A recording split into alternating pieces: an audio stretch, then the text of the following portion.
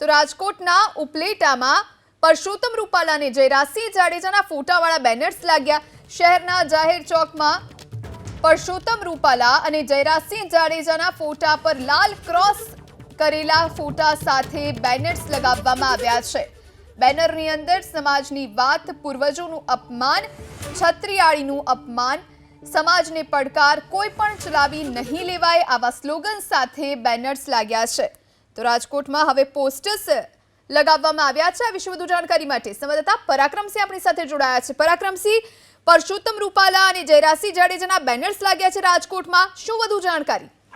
ચોક્કસ રાજકોટ જિલ્લાના ઉપલેટામાં આ બેનર, રાજકોટના જે ગ્રામ્ય વિસ્તાર ઉપલેટા આવેલું છે ત્યાં આ બેનર લાગ્યા છે। બેનર કોના દ્વારા લગાડવામાં આવ્યા છે અને બેનરની અંદર દ્રશ્યોમાં જોઈ શકાય છે કે અલગ અલગ લખાણો લખવામાં આવ્યા છે। ક્ષત્રિયાણીઓનું અપમાન ક્યારેય સહન નહીં થાય આ પ્રકારના બેનરોની અંદર સ્લોગન લગાડવામાં આવ્યા છે।